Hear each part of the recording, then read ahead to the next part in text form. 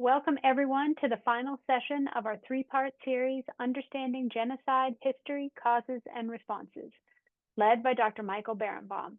Over the last several weeks, we have embarked on a thought-provoking journey exploring the historical origins of genocide, its legal definitions, and key post-Holocaust events that continue to shape our understanding of this grave human atrocity. For those of you that are joining us for the first time, I'm Ellen Resnick, the Educational Programs and Outreach Manager at Classrooms Without Borders. At CWB, we are dedicated to providing immersive, transformative professional development opportunities for educators through unique travel and virtual learning experiences such as this. Over the past decade, we've engaged with over 87,000 participants in more than 600 virtual programs, connecting individuals from across the globe to explore critical issues that open minds and hearts.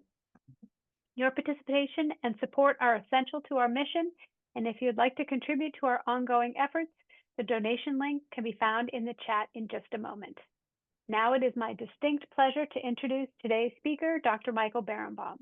Dr. Berenbaum is a writer, lecturer, and consultant specializing in the development of museums and historical films. He directs the Ziggy Zuring Institute at the American Jewish University, where he is also a professor of Jewish studies. He has served as executive director of the second edition of the Encyclopedia Judaica and was president of the Survivors of the Shoah Visual History Foundation. Dr. Berenbaum played a key role in creating the United States Holocaust Memorial Museum and has authored the report to the President for the President's Commission on the Holocaust. He has written and edited over 20 books, contributed to the design of several Holocaust museums, and is actively working on memorial projects worldwide. Please feel free to send any questions to Michael via the chat, and we will do our best to address them throughout the session. And with that, Michael, the floor is yours. Okay, thank you very much, Ellen. Thank you very much, Ellen. Hold on for 1 second because I'm in Israel and my phone is ringing and I want to shut it off and shut off my phone forever. No worries. We're a small, friendly group here. And folks, because we're a small group today, unusually small, I'm going to ask you if you want to please turn on your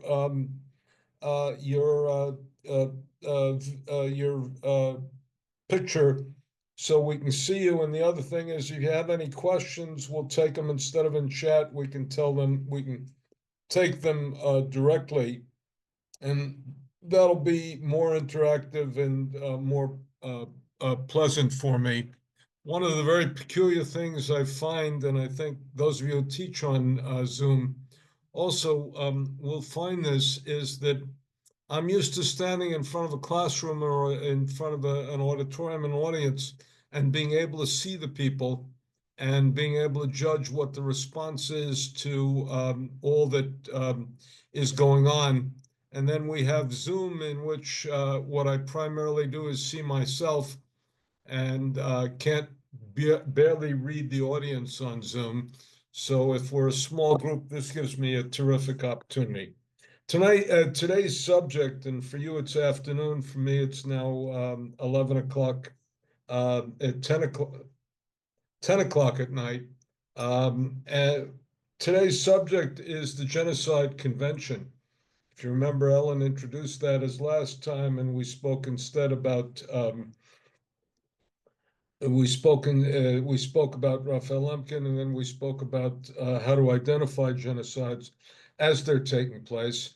We're now going to go back to what we did and speak a little bit about Raphael Lemkin, who was instrumental in both creating and then in getting it past the United Nations, getting it approved by the United Nations Security Council. And you have to think of this.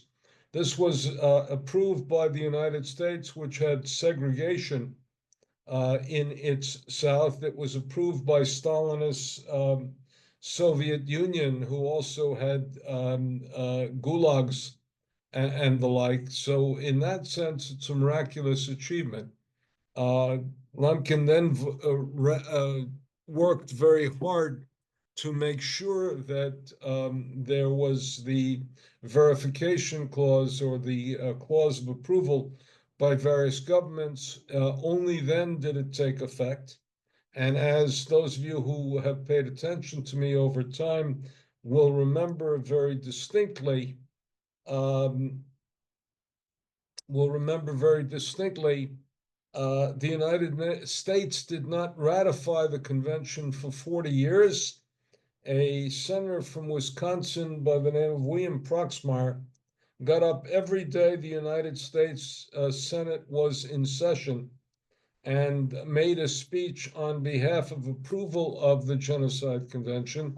And then, wonder of wonders, miracle of miracles, the Genocide Convention was approved in the last months of the Ronald Reagan administration. And I could test you on this, and I bet you nobody would come up with the answer. And if you're honest enough, you'll admit it in a moment. The chairman of the Foreign Relations Committee, who approved the Genocide Convention, was none other than Jesse Helms, which again becomes enormously surprising as to how it got approved and why it got approved. It was a position that the United States Holocaust Memorial Council advocated, a whole range of people advocated, and only after 40 years was it approved. And we're going to see the nature of what was approved, and also we'll talk about the strengths and the weaknesses of the Genocide Convention. I'm going to now do what I used to do when I taught Talmud, which is I'm going to have us read the text together and work on the text together. So I'm going to put up on the screen the Genocide Convention, and we will go from there.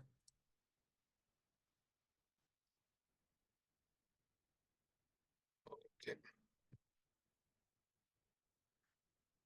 Genocide Convention, essentially, I'm going to read it and comment on it. And if you have any questions, please either put them in chat or raise your hand. Since I can't see everybody when I share screen, I'm going to ask my colleagues, most especially Ellen or Jackie, to pay attention when questions are asked. The Convention on the Prevention and Punishment of the Crime of Genocide. The Convention on the Prevention of Genocide and the Punishment. The idea that Lemkin had, which was terribly important, was that you had to name the crime. He named the crime genocide, the genus and murder, and then he tried to both prevent it and punish it. One of the things we're going to have to say is that we have been singularly unsuccessful in prevention, or only limitedly successful in prevention. And we certainly have in a different way, even as we did not prevent genocide, we have only punished a very few genocide. Approved and pressed for signature and ratification or session by the General Assembly 260A of December 1948, entry into force of 12 January 1951 in accordance with Article 8. Now, we have to remember that the United Nations, which doesn't necessarily enjoy a wonderful reputation today, passed two resolutions at its meeting in December of 1948, both of which are enormously historic. One is the Convention on Punishment and Prevention and Punishment of Crimes of Genocide, and the other was the Human Rights Declaration, which speaks of the building blocks of human rights: freedom of press, freedom of assembly, freedom of religion, et cetera, et cetera.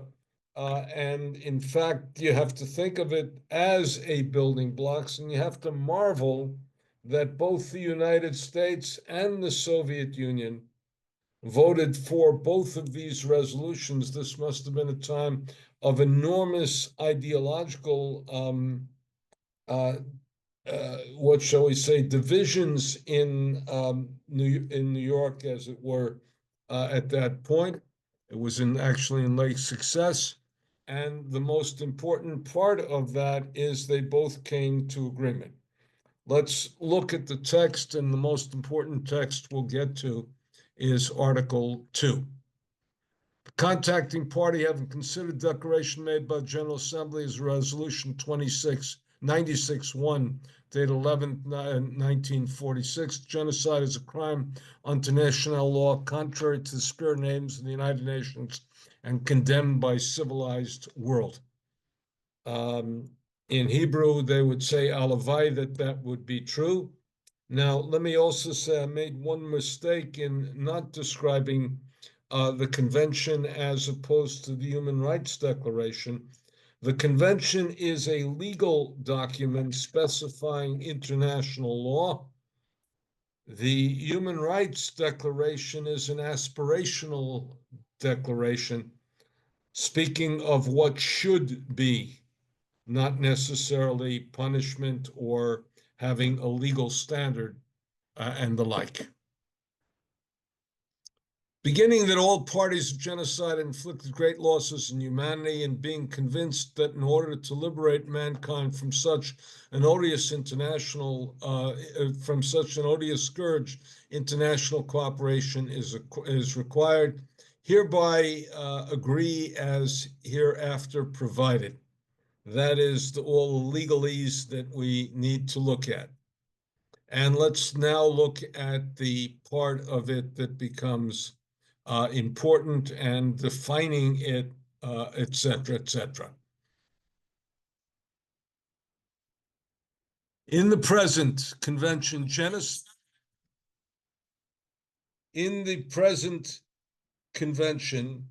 genocide means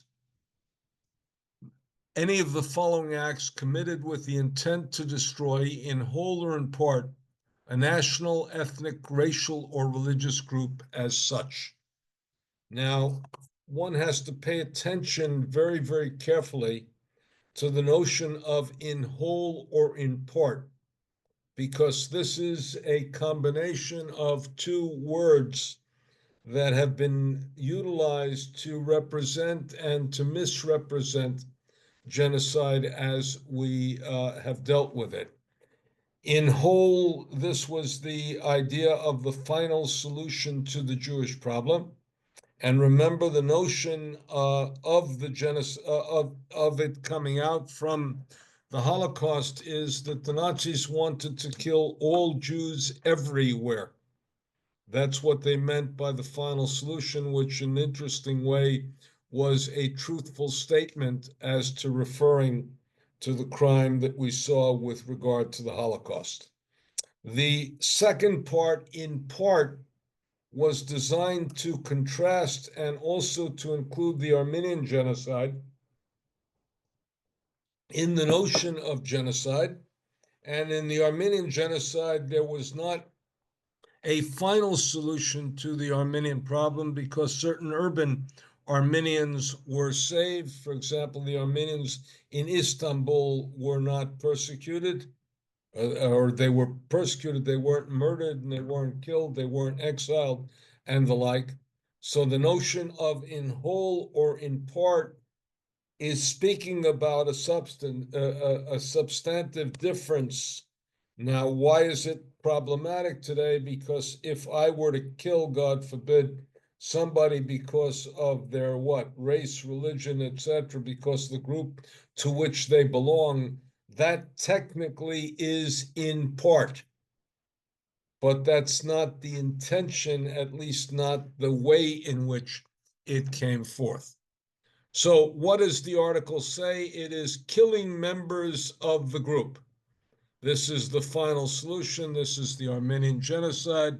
This is the genocide in Cambodia. This is also the genocide in Rwanda. This is the genocide that has taken place in the former Yugoslavia. It's a genocide that has taken place time and again in our world. and it is killing people because they are members of a group. We identified last time the way in which that builds up to murder, whether it's persecution, discrimination, whether it's dehumanization, all the elements that lead up to the murder, and ultimately, it's what Stanton called extermination, what I want to term as annihilation. Here, it's going a little bit more basic. It's saying killing members of the group. Two is causing serious bodily or mental harm to members of the group, which is designed to exclude significant measures of torture, and deliberately inflicting upon the group conditions calculated to bring about the physical destruction in whole or in part. Now, this becomes terribly important because that intended to refer to the situation of the ghetto. The ghetto was a situation in which there was a slow mass death. The best way to indicate that is even by statistics. In 1941, in Warsaw, 10% of the ghetto inhabitants died before there were bullets, before there was systematic killing. In 1942, which is the year the Great Deportations began, in July 23rd, 1942. So we're talking about the first 6.5, 6.75 months of the ghetto. The death ratio was 20%, was 2 in 10 out of starvation, out of malnutrition, out of disease, out of despair, out of cold, out of hunger, out of any number of reasons. But that's what it means by putting what conditions on that lead to the physical destruction of the people in whole and part. The third element is imposing measures intended to prevent birth within the group. This is obviously a reference to what the Nazis did in mass sterilization. They also ironically did that with regard to the T4 program before they murdered certain people who were deemed life unworthy of living, before they murdered the people who, in non-PC language, were essentially what they called useless eaters, meaning people in non-PC language, we would speak about the mentally retarded, the physically infirm, the emotionally distraught, the congenitally ill. Before they did that, they sterilized the women and did not want to allow them whatsoever to procreate. And this becomes, again, a very important measure of genocide. It's, by the way, one of the measures that, and I'm saying this historically and not politically, it's one of the measures, for example, that if you look at the situation between Israel and the Palestinians have significant population increase, a significant birth rate, and consequently, no one could say that they are essentially sterilizing the women or anything roughly resembling that, nor are they bringing about, as it were, outside of war, the physical destruction, because the population is increasing, population of Palestinians is increasing. And finally, there is the forcefully transferring of the group of children of the group to another group. Now, what does this remind us all of? That's not a trick question, but we've been facing it over a period of time.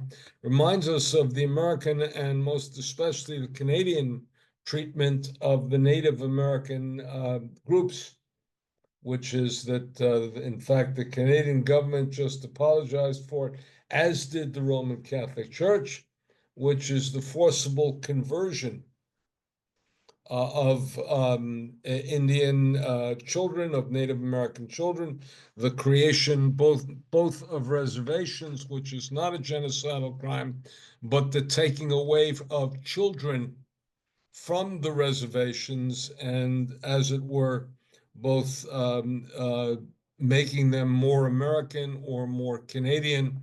This is directly regarded as a genocidal crime. I want to make sure that everybody understands this and this is clear. Any questions at this point? I have a question, Michael, if that's okay. Sure. All right, so Article 2 defines the groups protected under the convention. So how has the exclusion of political and social groups from this definition affected the prosecution of mass atrocities? And are there some proposed reforms to address the limitation, not including those aspects? Well, the answer to the first is that political crimes were deliberately excluded. Not because they weren't proposed, but because there was no way in hell that you could get the signature of the Soviet Union, which also had a veto in the Security Council, on anything roughly resembling political crimes. And therefore, in politics, you have the opportunity of being idealistic and thoroughly unsuccessful, or of being pragmatic and taking a glass that is half full, three-quarters full, 4/8, 5/8, 6/8, 7/8 full, or that is even less than half full, but better than absolutely nothing. If you're deathly, if you're thirsty and you're on the verge of death, if they give you a quarter of a cup of water, you'll drink the quarter of the cup of water. So political prisoners were not, and political persecution were not regarded as genocidal. They might be political crimes. They might even be against the Universal Declaration of Human Rights. Um, what was your second question, please? Second part of the question. Sorry, I was unmuted. I was muted. Now I'm unmuted. So have there been any proposals to amend that article to include pieces of social groups, political groups in the 21st century where The answer is neither of those could ever pass the United Nations, and consequently, there have been plenty such proposals. None of them have been successfully introduced and certainly successfully considered. And consequently, that has made it, as it were, ineffective in terms of the way in which this works. Clear? Yes, thank you. Let's go on. I think I have skipped a page.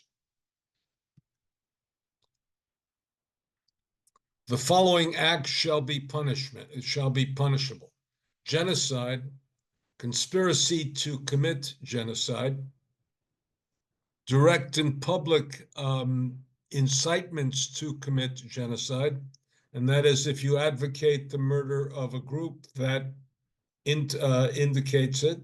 That would say, for example, if you said, as some charter said, death to the Jews, that would be advocating, that's a conspiracy to commit genocide. Attempts to, I got to put on my glasses, folks. Attempts to commit genocide and complicity in genocide. So that means that if you try genocide, even if you're not successful, that already is a crime, an international crime, etc. So these are very clear: conspiracy. And by the way, think of this also as being responding to the Nuremberg trials. Remember, the Nuremberg trials mentioned genocide, but nobody was brought to trial on the crime of genocide. There was a conspiracy to commit war. There was war crime. There was something called crimes against humanity, but nothing at that point that was regarded as genocide itself, even though in one of the discussions the word genocide was introduced. Article 4 is persons committing genocide or any acts enumerated in the Article 3 shall be punished whether they are constitutionally responsible rulers, public officials, or private individuals. And the reason for that is because you remember that Lemkin saw that an Armenian who had committed genocide in Armenia could live comfortably in Germany in exile, and there was no crime that he committed. He didn't violate any laws, and only an assassination took place. So any of the persons committing this can be punished, whatever their level, whether they're in political power or they're even individuals, as long as they're advocating genocide. Article 5, the contracting parties undertake to enact with their respective constitutions necessary legislation to give effect to the provisions present in the genocide, in particular, provide effective penalties for persons guilty of genocide. In other words, the countries have vowed to take action according to their constitutions, which is a limitation, to be able to indicate that this is not only a crime, but what the punishment for genocide is. Now, again, here's where the Americans were ambivalent about it because they didn't want the infringement on American sovereignty. And because they didn't want the infringement on American sovereignty, that's the issue that they faced. Person charged, let's go to Article 5. Person charged with genocide or any of the other acts enumerated in the article shall be tried by competent tribunal in the state, in the territory in which the act was committed, by such international penal tribunal as may have jurisdiction with respect to the contracting parties, which shall have accepted the jurisdiction. In other words, if you had committed a crime in Germany, you would be punished in Germany. If you committed a crime in France, in Cambodia, in Cambodia, provided that they had accepted the jurisdiction and the like. Many of the crimes for genocide have been tried outside of the countries in which they have been committed, because the countries themselves have gone so much to the deep end that they did not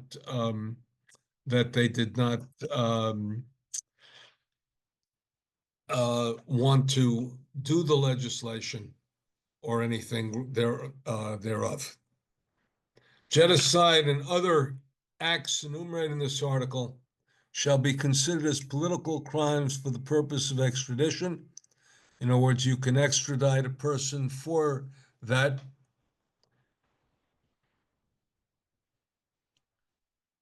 Any contracting party may call upon competent organs in the United Nations to take such actions under the Charter of the United Nations they consider appropriate for the prevention and suppression of acts of genocide or any other acts enumerated in this article. Now, this is presumed that the United Nations would have a competent military force to set forth against genocide, and the best example of its failure are those of you who know the history of Rwanda. In Rwanda, you had a very interesting thing, and this drove the commander to almost madness in his infuriating. And remember, Rwanda was a crime that was committed by the machete, was committed almost in hand-to-hand combat. And the commander of the United Nations troop was instructed to stay on his base and not go out and fight the crime.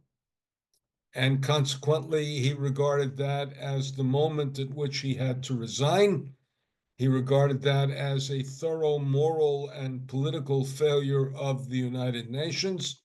And the United Nations is deeply condemned by historians and by political activists for its failure to act with regard to this.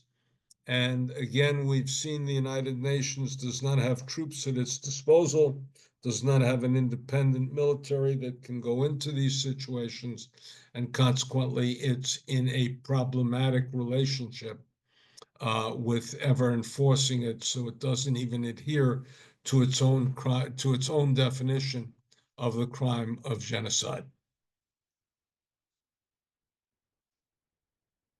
Disputes between the contracting parties related to interpretation, application, and fulfillment of the present convention, including those related to the responsibility of state for genocide or for any other purpose, acts enumerated in this article, shall be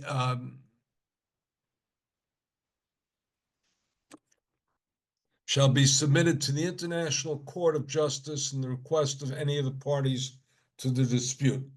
There is an international criminal court that is, and interestingly enough, that's where South Africa, as one of the signatories on the Genocide Convention, that's where South Africa, what made the complaint against Israel and brought it to the International Criminal Court. The United States is not a member of the International Criminal Court. It regards that as encroaching on American sovereignty. And consequently, we have been sitting on the sidelines throughout all of this with regard to the issue of genocide. The present convention shall be open December 31, 1949 for signature on behalf of any members of the United Nations. Any non-member states which the invitation to sign has been addressed by the General Assembly. The present convention shall be ratified and instructed of ratification and shall be deposited with the Secretary General of the United Nations. And finally, or not finally, really, any contracting party may at any time by notification address the Secretary of General of the United Nations, extend the application of the present convention to any of all territories for conduct whose foreign relations that contracting party is responsible. So that is designed to say that if a genocide is committed or is threatened or is involved in one of the territories of an empire, then that can be referred to the United Nations and can be dealt with by the United Nations. On the day when the first 20 instruments of ratification, that means when 20 countries approve this session has been deposited, Secretary General shall draw up a process verbal and transmit a copy to each member of the United Nations and to each non-member states contemplated in Article 11. Present convention shall comply into force on the 19th day following the deposit.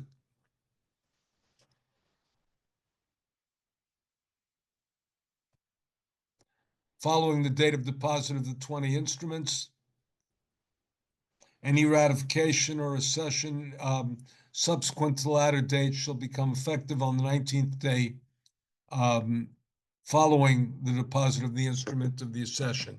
In other words, you have a little bit under 3 weeks to be able to do it, and when it's there. Convention shall remain in effect for a period of 10 years from coming into force. It shall thereafter remain in force for successive periods of 5 years for such contracting parties as have not denounced it at least 6 months before the expiration. So it is perpetually perpetually in effect unless you denunciation. And denunciation must be effected by written notification, Secretary General of the United Nations. You can denounce it, but you have to denounce it in writing and face, as it were, the penalties, the public relations penalties of it. Then goes into the Secretary General should notify all members of denunciation, of abrogation of the convention, of notifications received with it, the date upon which the convention comes into effect, the signatures and ratifications, etc., etc. Original copy of the present convention shall be deposited in the archives of the United States. Certified copy of the convention shall be transmitted to each member of the United Nations, to each non-member states contemplated in Article 11. The present convention shall be registered by the Secretary General of the United Nations in the date of its coming into force. That is, ladies and gentlemen, the Genocide Convention as we see it. And we see again that one of the major issues of the Genocide Convention is the question of what constitutes in whole or in part. We have a clear idea of what in whole is, but we have no articulated idea of what in part represents. Are there any questions to this? Let me look at the new messages that have come forth. Or keep saying, feel free to raise your hands with regard to questions. Are there any questions that we have? Yes, Dorcas has a Michael. question, yes. I'm Dorcas Johnson, and I'm in Cleveland, Ohio. I'm a Black woman, and there's a couple of things. First, you mentioned Jesse Helms being the person that actually, for the United States, pushed forward to have us to have these conventions available to us under the Reagan administration. Well, that's because he had a Black daughter that he had hidden in the segregated South.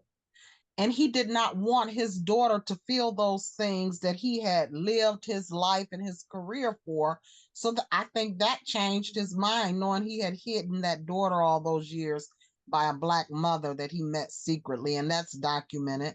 The other thing is Ida B. Wells did investigative journalism about lynchings like a long, long time ago, and proved it. And since we have a lynching museum in the South, but again, we don't say these things about Blacks or African Americans in these countries that are genocidal criteria, along with Fannie Lou Hamer being going into a hospital for a plain procedure and came out without a uterus, without her womb, and thousands of other Black women and other women, Hispanic, some Latino type women, and cultures were done the same way. But we don't speak of those in terms of the United States. We're just now starting to speak about the indigenous population and the crimes that have been given to them.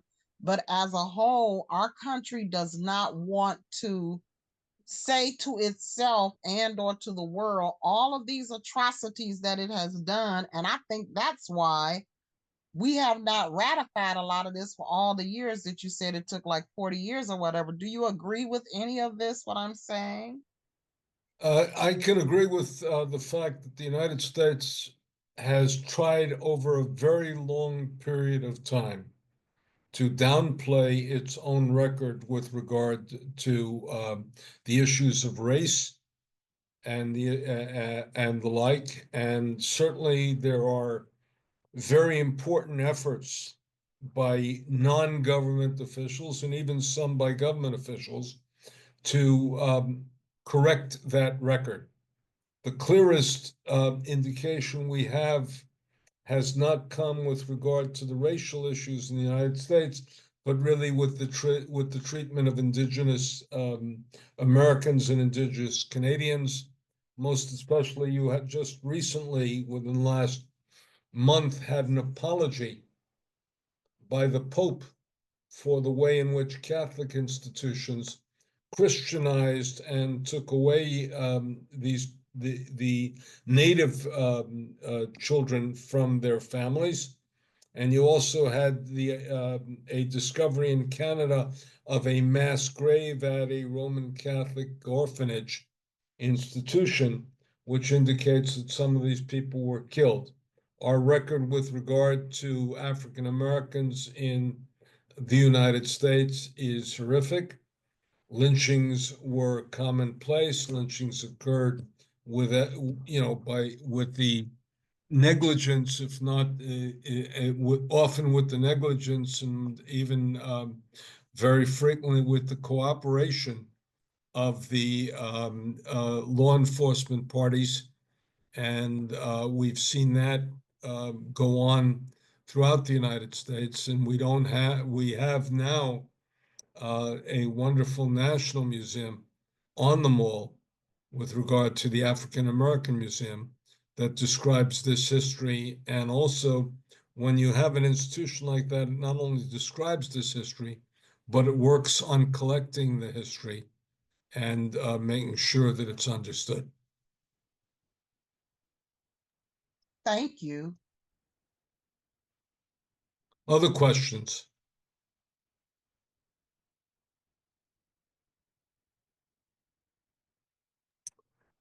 I have Okay, a question, if that's sure. okay.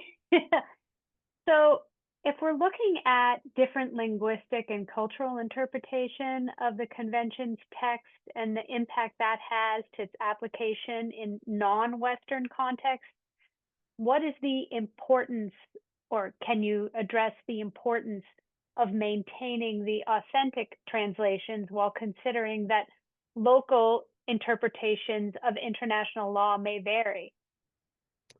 Look, the most important achievement of this is what we call naming and outlining. And that is that it named a crime and therefore brought it into the public domain. It not only named it, but it, as it were, shamed it. And the other part of that is that we've also seen prosecutions take place at the International Court for the crime of genocide.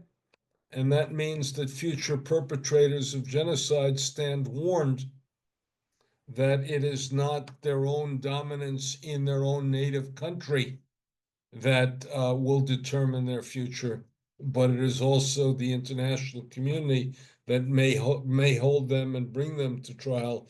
And remember, there were trials from the former Yugoslavia and there are trials from Rwanda. Now, there's also one negative side about this, which is that the United States in particular, most especially during Yugoslavia, during the events in the former Yugoslavia, was reluctant to say the G word. And in fact, there's some reason to suspect the State Department deeply discouraged that from their ambassadors, because if they mention the G word, that would demand American and world engagement in the Genocide Convention, because it is designed to prevent, it's also designed to combat and to deal with it. So that becomes an important achievement of the Genocidal Convention. Any other questions? Thank you. I have a question, Michael. Colleen, how are you? Good, how are you? So in listening Good. to all this, and it's not the first time recently that I've heard explanations about genocide and how the laws are really not that good and that the laws really don't do a whole lot in prevention. What do you think the future should be for rectifying this really incredible problem? So we teach it as if it's helpful. And when you deconstruct it, it doesn't seem to be very helpful in prevention. So where do we go, especially in these times? You know, now everybody's arguing over whether what happened in Amsterdam was a pogrom. You know, we have to argue about every little thing. So what do we do to, I mean, I really think these problems need to be solved instead of just debated. And is there a way to solve this?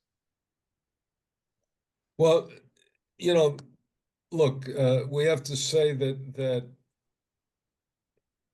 given what happened in the United States over the past week, Yes, or actually of the past 8 days, it is unlikely that we're going to make progress on this issue. yes, that's true. And I've been following a motto that was once said by a marvelous Hasidic Rebbe, who said, sometimes you shout at the world to change the world, and sometimes you shout at the world to make sure the world doesn't change you. And That's, that may be the peculiar line that we do. And the other line is the very important line, which is we educate. And education means that we raise a new generation, and perhaps the new generation will do a better job than our generation. I want you also to remember that I'm not the first, and I'm certainly not the last. I'm also not the earliest to call attention to this. Remember Samantha Powers' very important book called The Problem from Hell. Yeah. And that's one of the pieces of vocabulary, very worthwhile to pieces of bibliography. You can see how tired I am, that I'm slurring my words. That's one of the pieces of bibliography that we all should put under our belts at this point. It's a book that's well worth reading, and it's a book that has stood the test of time. But don't get me started on how pessimistic I've become about progress on this issue for the foreseeable future.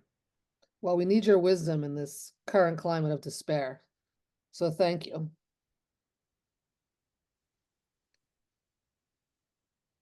Any other questions? Yeah, I have my hand up. I don't know if that means anything, but Alba? yeah, Alba. I don't know if this is more like amusing than anything else. Turkey and the Armenian genocide. When you go to Turkey today, at least the general government refuses to accept the fact that it even happened. And at the same time, Turkey is trying to find a seat in the European community and in the CE, Comunidad Europea. But it's more like amusing. I just want to hear your, thoughts on this. If a country which has a definite history of genocide and then wishes to join into a community of European nations, for example, without recognizing that this particular sin occurred, what would be the reaction? I know that Europe is keeping Turkey at bay, but I don't know if the European community is taking into consideration other problems other than this genocide that they refuse to accept that existed. I don't know. It's kind of a. Alba, I don't know if you were with us. I don't know if you were with us last time we met. I think it's. No, I missed it. And what we did is we went through Greg Stanton's 10 stages of genocide. And the 9th stage of genocide is what he called extermination, which means annihilation. And the reason I use that language in that way is because we all use exterminators to get rid of vermin, but annihilation is a non-Nazi speak about what's involved in the murders. And the 10th stage of genocide is denial, which is that the perpetrators often deny the crime. And one of the very rare and important things is that Germany itself, with regard to the Holocaust, partially because of its defeat and decimation, Germany, one, admitted to perpetrating it, decided to make retribution and to make restitution to join the family of nations. And Turkey has been hell-bent on denying that a genocide has taken place, despite the fact that there is no continuity in the government between the Young Turks of the turn of the 20th century and the government that was formed under Ataturk, that was done by a new generation that had severed its ties with that. But Turkey itself today is under the rule of a person who has dedicated his political talents to limiting, if not destroying, the democracy, and consequently sees no reason to change or to mend his ways. So genocide is not only a crime, but it's a political problem. It's what Samantha Powers calls the problem from hell. It's what I call the mentioning of the G word. I think denial on a national level seems to be a pandemic. Everyone seems to be denying certain things instead of just facing it, and looking it straight in the eye and say, we did something hard. The Mormons did this.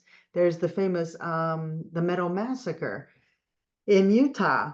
And I think the Mormons came out like in 1980 something or other and just said, we did this and we were horrible. And that was it. It was, a long time back, but even still, it was necessary to come out at some point, practically 100 years later. And they just admitted it happened. They asked general forgiveness and just got on with their lives and tried not to be jerks, Admission, look, recognition and admission, confession, and then what in Jewish tradition they call deciding that you take responsibility not to repeat the action. This is the essence of repentance. And this is, by the way, also, if you're a political leader, happens to be terrific politics after you get through the initial shock. Yeah. Because doing the other is thoroughly problematic. Yeah. Thanks.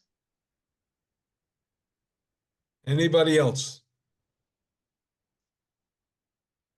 Okay, I'm going to turn it back to you guys. Thank you very much for your attention throughout the course, and I appreciate the opportunity of having taught you. And of Good course, as evening. always, Good we evening to thank me. good evening, right? Of course, And good as afternoon. always, And good afternoon to you guys. we thank Michael for his expertise. This has been an amazing course. We are sure that Michael will be joining us in the future for more courses. We're in the planning stages for those, and we'll keep you updated via email as well as on our website. We hope that you'll all join us for Lessons in Resilience from the Holocaust and Genocide, featuring Dr. Brown, who will focus in on testimonies from excerpts of survivors who described life after their traumatic experiences in Rwanda. And that is scheduled for the 26th of November at 2 p.m., of course, led by one of our favorite facilitators, Tali Nates from the Johannesburg Holocaust and Genocide Center. I will be sure to include the book that Michael mentioned in the follow-up email from this. We look forward to seeing you all again. We hope that you have a wonderful week ahead. And for those of you that are celebrating with family over the Thanksgiving holiday, we hope that you enjoy your families. Take care, everyone. Bye.